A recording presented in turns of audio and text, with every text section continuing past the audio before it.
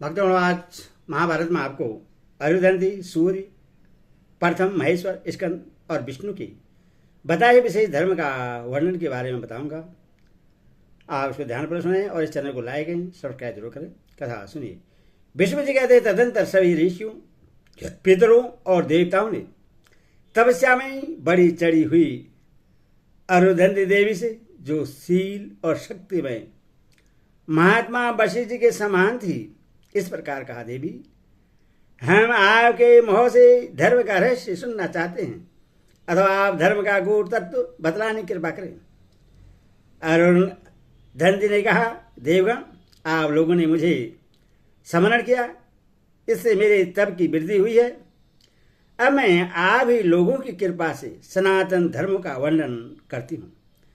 श्रद्धाविहीन, अभिमानी, ब्रह्मघाती और गुरु स्त्रीगामी, इन चार प्रकार की मनुष्यों से बात भी नहीं करनी चाहिए। इनके सामने धर्म का तत्व बतलाना कदापि उचित नहीं है।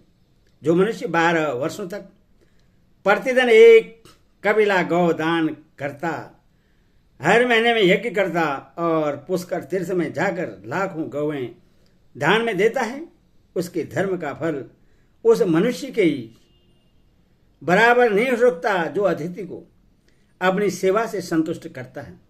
प्रातःकाल उठे तथा कुश और जल लेकर गौं के बीच में जाएं, वहां गौं के सींग पर जल छिड़कें और सींग से गिरे हुए जल को अपने मस्तक पर धारण करके उस दिन उपवास करें।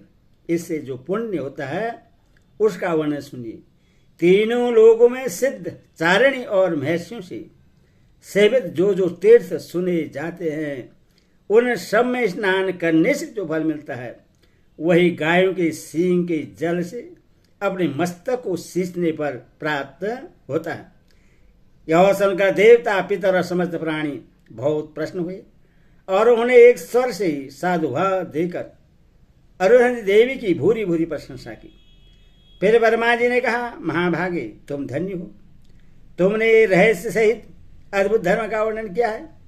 मैं तुम्हें वरदान देता हूं, तुम्हारी तपस्या सदा बढ़ती रहेगी। तदंतर महातेजी भगवान सूर्य ने देवताओं और पितरों से कहा, ब्रह्म हत्यारा, गौ हत्या करने वाला, परस्त्री लंपट, श्रद्धाहीन और स्त्री से जीविका चलाने वाला, ये 5 प्रकार के दुराचारी नराधम सर्वदा त्याग कर देने योग्य हैं। इनसे बात भी नहीं करनी चाहिए। इनके पापों का कोई प्रायश्चित नहीं है। ये पापी प्रेत लोग यमपुरी में जाकर वहां के नरक में मछली की तरह पकाए जाते हैं तथा इन्हें पीप और रक्त का भोजन मिलता है। देवता, पितर, स्नातक, ब्राह्मण और तपस्वी मुनियों की दृष्टि में उपयुक्त पापियों के साथ बातचीत करना भी अनुचित है। भीष्म जी ने कहा, इसके बाद समस्त देवता, पितर और महान भाग्यशाली ऋषियों ने प्रथमों से ही पूछा, आप लोग प्रत्यक्ष रूप से निशाचर हैं, बतलाइए, अपवित्र, अशुद्ध और शूद्र मनुष्य की क्यों हिंसा करते हैं? वे कौन से उपाय हैं जिनका आश्रय लेने से आप उनकी हत्या नहीं करते?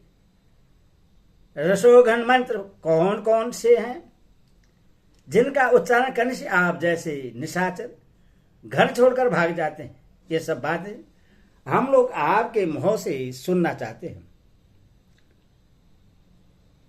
प्रथम ने कहा, जो मनुष्य सदा स्त्री सहवास के कारण दूषित रहते, बड़ों का अपमान करते, मोहबस मांस खाते, वृक्ष की जड़ में सोते, सिर पर मांस का बोझा ढोते, बिछौनों पर पैर रखने की जगह सिर रखकर सोते तथा पानी में मल मूत्र एवं थूक आदि फेंकते हैं, वे सब मनुष्य उच्छिष्ट, अपवित्र और अनेकों छिद्रों वाले होते हैं। ऐसे मनुष्य को ही हम अपना भक्ष्य और बध्य समझते हैं। अब वह उपाय सुनिए जिससे हम मनुष्य की हिंसा करने में समर्थ हो जाते हैं। जो अपने शरीर में गोचर लगाता हाथ में बचा लिए रहता, ललाट में घी और अक्षत धारण करता, तथा मांस नहीं खाता, तथा जिसके घर में दिन रात होमाग्नि प्रज्वलित रहती है, उन मनुष्य की हिंसा हम लोग नहीं कर सकते। महेश्वर ने कहा, जिनकी बुद्धि सदा धर्म में ही लगी रहती है और जो परम श्रद्धालु हैं, उन्हीं को महान फल देने वाले धर्म का रहस्य से उपदेश देना चाहिए। जो मनुष्य प्रतिदिन धैर्य के साथ 1 मास तक गौ को चारा देता है और स्वयं वक्त भोजन करके रहता है, उसको मिलने वाले फल का वर्णन सुनो। गौएं महान सौभाग्यशालिनी हैं, जो परम पावन मानी गई है। देवता, असुर और मनुष्यों से तीनों लोगों को गौ ने धारण किया है। इनकी सेवा करने से बहुत बड़ा पुण्य और महान फल प्राप्त होता है। प्रतिदिन गौओं को चारा देने वाला मनुष्य महान धर्म का उपार्जन करता है। पहले सतयुग में मैंने गौओं को अपने पास रहने की आज्ञा दी थी। पद योनि ब्रह्मा जी ने भी इसके लिए मुझसे बहुत अनुनय विनय की थी।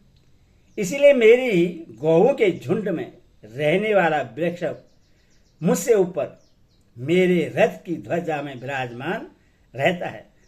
और गौओं की सदा ही पूजा करनी चाहिए, उनका प्रभाव बहुत बड़ा है। वे वरदायिनी हैं, इसीलिए उपासना करने पर अभिष्ट वरदान देती हैं।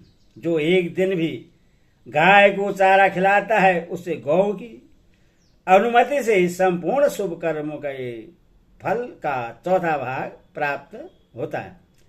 इसके अंदर कहा, देवताओं, अब मेरी मान्यता के अनुसार भी धर्मी कुछ बातें सुनो।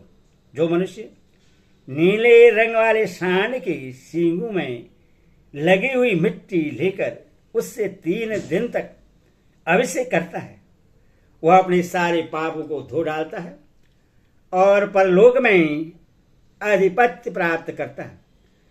फिर दोबारा जन्म लेने पर वह महान शूरवीर होता है। अब धर्म का दूसरा गुप्त रहस्य सुनो। पूर्णमासी तिथि को चंद्रोदय के समय तांबे के बर्तन में मधु मिलाया हुआ पकवान लेकर जो चंद्रमा के लिए बलि अर्पण करता है, उसे साध्य, रुद्र, आदित्य, विश्वदेव, अश्विनी कुमार, मरुदगण और वसुदेवता भी ग्रहण करते हैं तथा उससे चंद्रमा और समुद्र की वृद्धि होती है। इस प्रकार मैंने यह सुखदायक धर्म का रहस्य बतलाया है। भगवान विष्णु बोले, जो मनुष्य 2 दृष्टि का परित्याग करके श्रद्धा और एकाग्रता के साथ देवताओं और महर्षियों के बताए हुए धर्म के इन गूढ़ रहस्यों का प्रतिदिन पाठ करता है, उसके यहाँ कभी कोई विघ्न नहीं पड़ता तथा उसके भय का भी अभाव हो जाता है।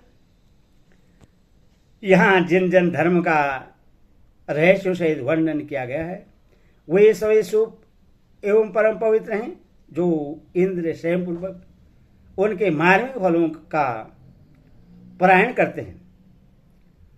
उसके ऊपर कभी पाप का प्रभाव नहीं पड़ता। वह सदा पाप से निर्लिप्त रहता है। जो इसे पढ़ता, दूसरों को सुनाता अथवा स्वयं सुनता है, उससे भी उन धर्मों के आचरण का फल मिलता है। उसका दिया हुआ हव्य कव्य अक्षय होता है और उसे देव तथा पितर बड़ी प्रसन्नता से स्वीकार करते हैं।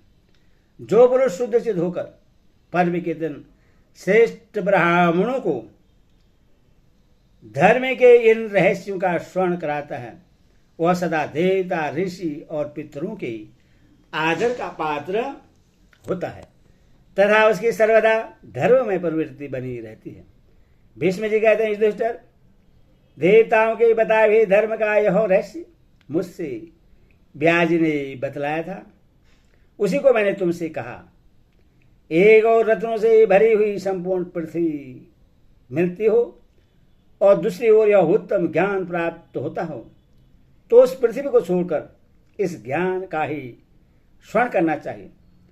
श्रद्धा ही नास्ति धर्म त्यागी निर्दयी युक्तिवाद का सहारा लेकर दुष्टता करने वाले गुरुद्रोही तथा अनात्मीय व्यक्ति को इस धर्म का उपदेश नहीं देना चाहिए। हरि ओम तत्सत्।